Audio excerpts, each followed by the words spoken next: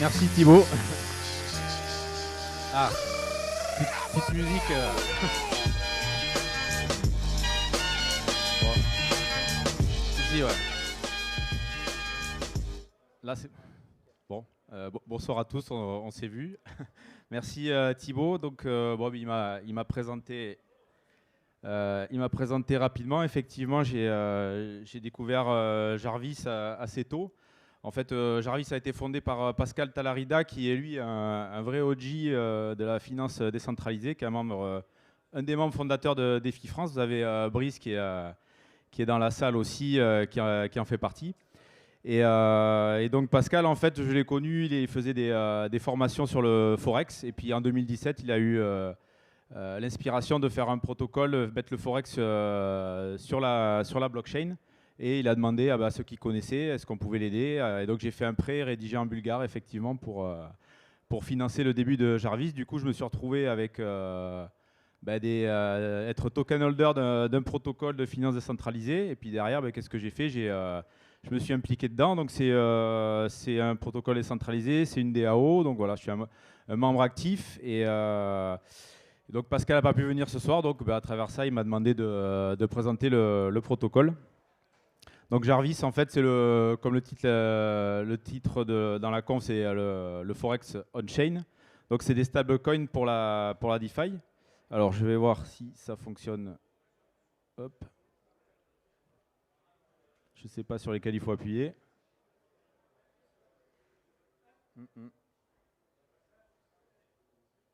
Tu peux les faire défiler, toi? Tac. Bon.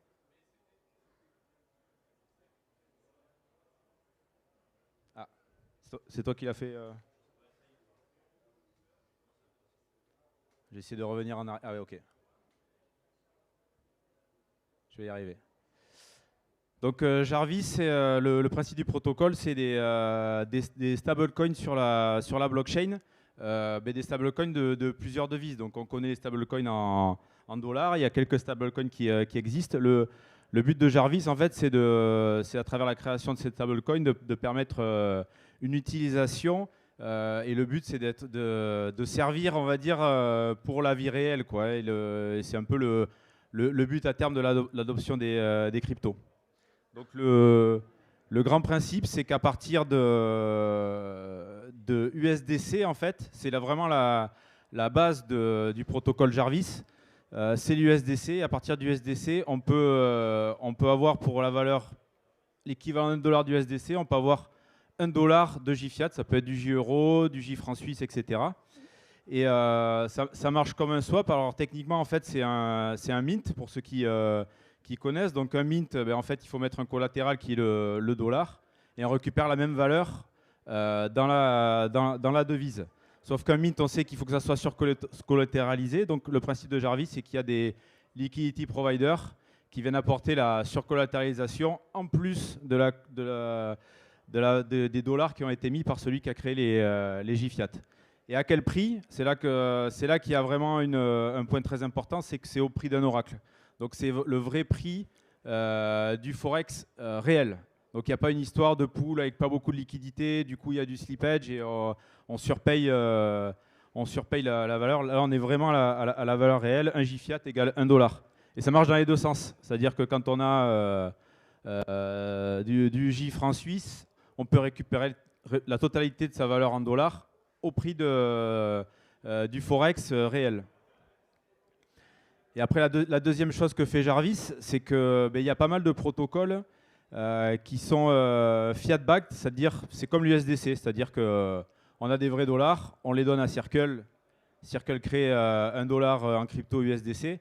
Il y a des protocoles qui le font en euros. Il y a Monerium avec le ROI, il y a Transfero avec le BRZ, c'est le réal brésilien.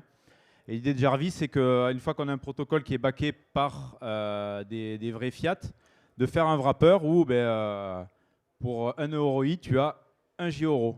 Et ça marche dans l'autre sens. Donc on verra après l'intérêt d'avoir ces wrappers associés au prix de l'oracle.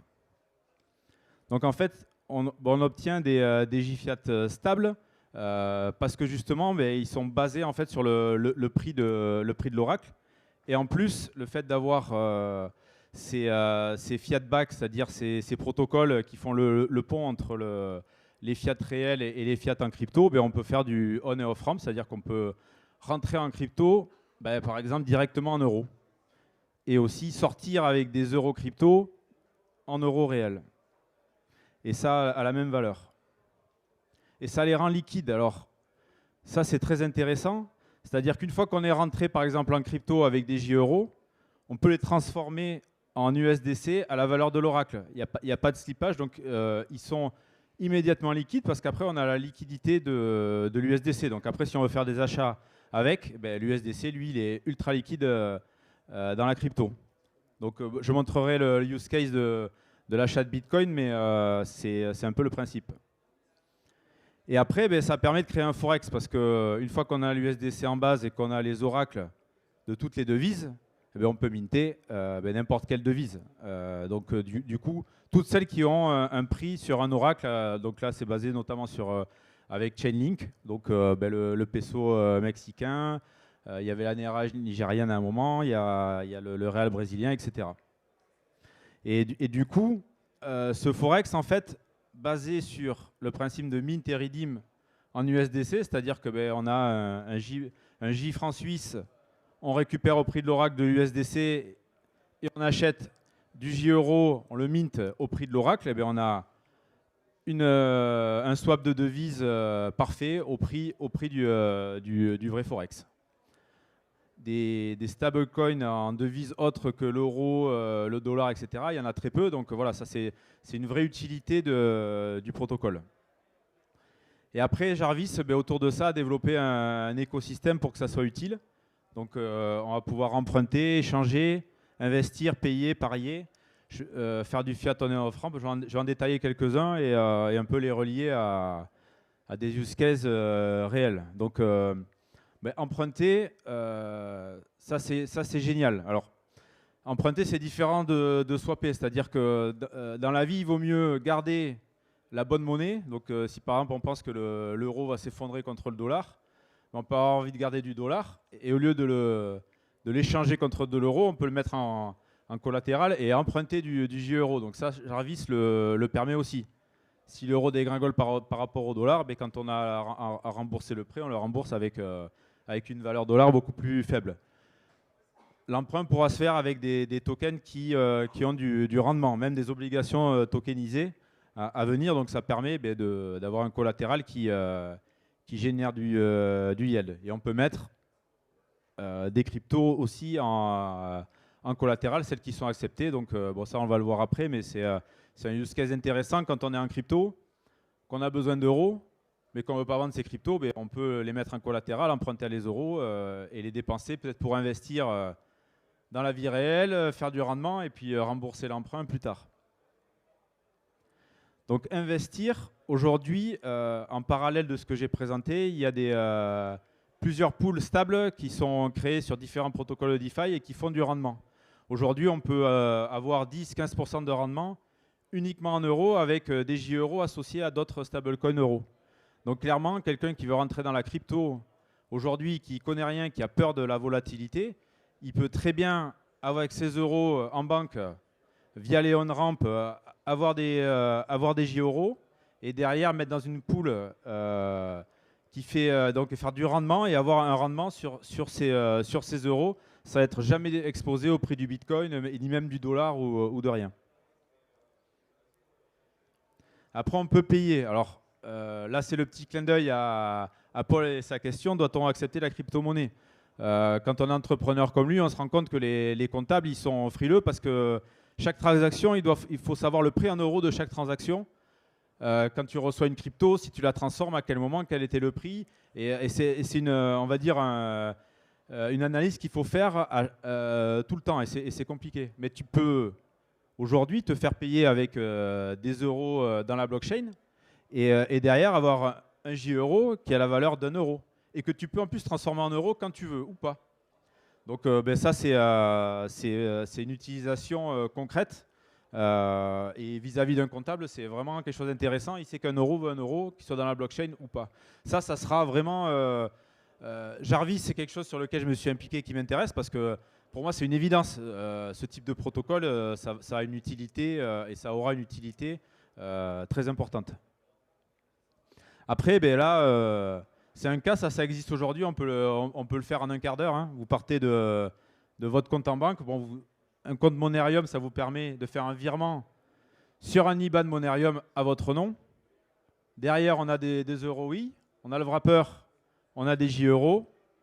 On redeem des USDC et on a la meilleure liquidité pour acheter du Bitcoin. Et tout ça, il y a des frais hyper faibles. Aujourd'hui, il y a des protocoles qui facturent 0,5, 1, 1,5% en frais pour acheter du Bitcoin. Ça, c'est imbattable. Là, les frais, c'est peut-être au final 0,1, 0,2%. Donc, c'est vraiment des, très, très concurrentiel, mais aujourd'hui, sur l'achat de Bitcoin. En combinant 2 wrappers et 2 pools, alors sans se faire mal à la tête, mais un usage qui est évident, et d'ailleurs, ça permet des réflexions, c'est la rémittance. C'est-à-dire, envoyer, on est payé en euros et derrière, on veut envoyer des réals à sa famille. On a plein de protocoles de finances traditionnelles qui prennent un pourcentage hyper élevé, hein, c'est de l'ordre de 3, 4, 5, 6%.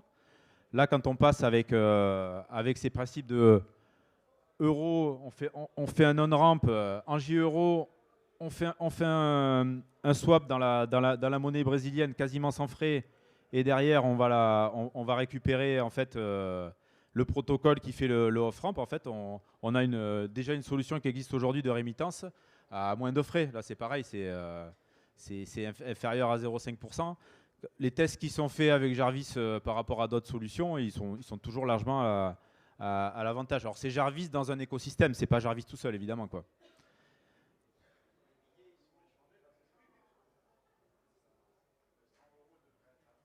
Ouais, ils sont échangés, ouais. Je ferai passer le message à Pascal Talerida qui a fait rapidement au dernier moment la présentation.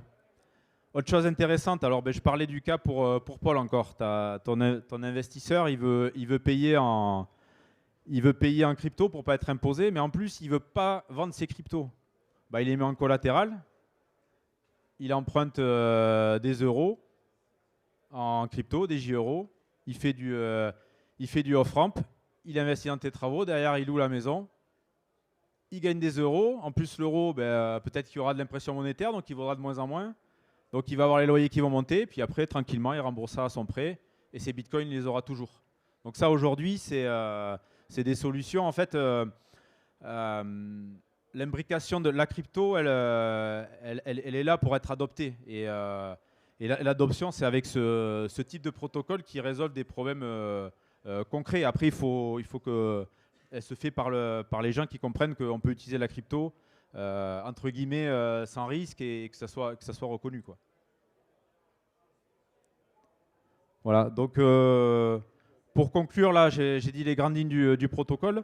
Moi, après, à mon niveau d'avoir participé et de participer à Jarvis, en fait, ça m'a permis de rentrer, on va dire, dans les principes de DeFi, parce que suivant un protocole comme ça, ça t'amène à utiliser plein de protocoles de finance décentralisée, bien comprendre la crypto, et puis devenir en fait pas un expert, mais hyper performant là-dedans. Moi, si j'ai un conseil à donner à ceux qui connaissent un peu, pas beaucoup la crypto, le meilleur moyen d'apprendre, c'est d'avoir un protocole qui vous intéresse et de le suivre. Et en plus, en le suivant, vous n'imaginez pas sur un protocole le nombre d'alpha qu'on a de bons investissements. Moi Jarvis, il y a eu plein de moments où il y avait du super yield à plein d'endroits, et en suivant le Discord de Jarvis, on était présent, on apprend, et puis ce savoir-là, il est hyper intéressant. Voilà. Donc, s'il y a un conseil à donner, voilà. Et après, pour l'adoption, je pense que avec le temps, c'est vraiment des protocoles qui sont intéressants pour l'adoption des cryptos. Merci. Il y a des questions, Arnaud. Ah oui. Donc, c'est pas fini. Ah, une petite question sur la gauche. Merci pour la présentation, c'était intéressant. Moi, j'aime bien ce que fait Jarvis et je suis quasiment depuis le début. Et par contre, j'ai des tokens JRT. À quoi ça sert et à quoi ça va servir? Les Ah, c'est tokens une bonne Jarvis. question, ouais. Alors, le token JRT, jusqu'à aujourd'hui, c'est un token de gouvernance. Donc, ça te permet juste de voter sur des choix du protocole. Bon, donc, c'est pas hyper bankable sur un protocole, on va dire, qui est encore pas hyper connu, etc. Là aujourd'hui, j'ai dit, il y a un slide qui est hyper important, qui est vraiment le. Je sais pas si je vais y arriver à le remettre, mais bon, tant pis. Hop. C'est que tout le principe de Jarvis, c'est de pouvoir faire de pouvoir changer du dollar avec des euros au prix du forex. Vas-y. Attends. Hop.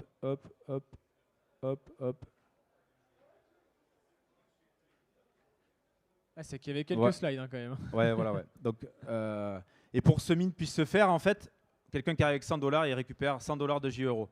Mais la réalité, c'est qu'il y a une surcollatéralisation. Et qui l'a fait, c'est des liquidity providers. Et aujourd'hui, les liquidity providers, en fait, ils peuvent récupérer, si par exemple, ils ont rajouté, s'il y a 100 $ du mint et qu'ils ont rajouté 20 $ en plus pour surcollatéraliser, ben les 120 $, ils peuvent être placés sur quelque chose qui rapporte du yield. Donc, tu as mis 20 en LP, mais tu fais du yield sur 120. Et du coup, en fait, d'être LP, ça te permettra d'avoir du rendement sur du dollar. Et là, aujourd'hui, le protocole, en fait, il n'est pas encore prêt à accueillir d'autres LP que Jarvis. Donc aujourd'hui, c'est centralisé. Et là, prochainement, alors quand dans les semaines, les mois qui viennent, ça va s'ouvrir pour que tout le monde puisse être LP, comme les autres protocoles. Et si tu as du Jarvis, tu vas être favorisé dans le yield. Donc, la détention des tokens Jarvis te permettra d'avoir un meilleur yield sur tes stables. Alors, à voir comment ça va fonctionner, mais logiquement, ça peut être une opportunité de real yield, donc vraiment le yield qui provient du protocole sans inflation, à posséder du Jarvis. Sachant que Jarvis, ils ont déjà tout donné de tous leurs tokens, il n'y aura plus d'inflation. Voilà.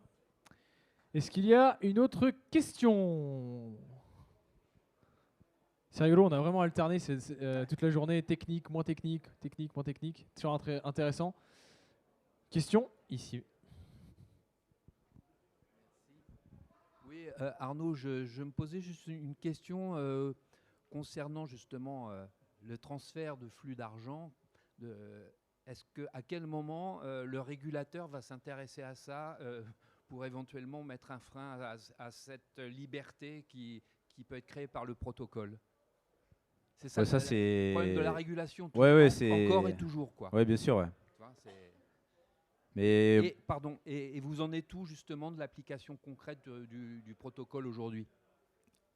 Alors, aujourd'hui, ce que j'ai dit, c'est-à-dire que alors, pour la deuxième question, le liquidity providing, en fait, pour que le protocole puisse scaler, être à l'échelle de le protocole, s'il y avait une grosse liquidité, il y a des gens qui seraient très contents d'échanger des millions. Mais la liquidité, il faut qu'elle soit apportée. Donc aujourd'hui, pour scaler, il faut que la deuxième phase où les gens apportent la liquidité lui permette de devenir intéressant pour des gros transferts, des grosses rémitances, etc. Donc là on va dire qu'on en a là. Et la deuxième question sur la régulation, là, bon, je ne suis pas plus spécialiste que toi, je pense que tu suis les infos. On a les États-Unis où ça tombe comme ça tombe. On a Mika qui aujourd'hui n'a pas statué sur les stablecoins. Ça va arriver. Donc là, en tout cas, oui, c'est un risque qui existe. Et pour terminer, vous comptez cette liquidité, vous comptez l'amener de quelle manière? Alors en fait, ça sera un peu comme sur un protocole comme AV où tu vas prêter. Donc voilà, donc là tu vas mettre des dollars et tu vas récupérer, tu vas permettre aux gens de minter des J-Euro, des J-Fiat. Tu vas récupérer du yield de ça et voilà. Après, c'est un yield un peu plus compliqué parce que tu as un petit risque de change de devise. Donc ça sera la DeFi, pour ceux qui en font, elle devient de plus en plus experte. C'est-à-dire que si tu veux faire du rendement sur une Uniswap V3, n'importe qui ne peut pas le faire. Il faut vraiment avoir hyper bien compris le truc. Voilà. Là, ça va être, je pense, en LP, un protocole de gens qui ont hyper bien compris et qui savent se hedger sur le risque de devise. Tu vois, je sais que tu n'aimes pas les options, mais la phase d'après de Pascal Talarida, c'est de faire de faire des options qui aideront à hedger. Bonjour, j'ai une question. Est-ce que c'est pas risqué d'être est-ce que c'est pas risqué d'être dépendant entièrement de Circle pour que le protocole fonctionne correctement? Ben, on a vécu le DPEG là, pendant un week-end. Là, j'étais au ski sans ma ledger. Là, donc, effectivement, en DeFi, quand tu es lié à un protocole centralisé, c'est toujours risqué. Après, en fait, Jarvis se dérisque, par exemple, à travers un wrapper. Hein, c'est-à-dire que quand il prend des EUROI et qu'il passe des JEURO, ben là, ces JEURO-là, ils sont plus backés par l'USDC, mais par les EUROI. Moi, quand je rentre à crypto, je rentre par mon Ethereum et je fais un virement en EUROI que je transforme direct en JEURO. Là, il y a des EUROI qui backent le JEURO. Donc, en fait, le protocole, il fait un principe de mint avec les USDC, mais il y a aussi d'autres assets qui peuvent le backer. Ouais. Mais effectivement, tu pointes un risque, tu es basé sur quelque chose de centralisé, donc ça reste un risque. Bah, quand tu as tout en euros de la bande et que tu empruntes de l'euro, qui achète de l'euro et que tu n'as que de l'euro, tu n'as pas le risque de devise. Donc voilà, et ton emprunt, tu as l'euro qui rapporte du yield qui te permet d'emprunter de l'euro. En général, ça se passe bien.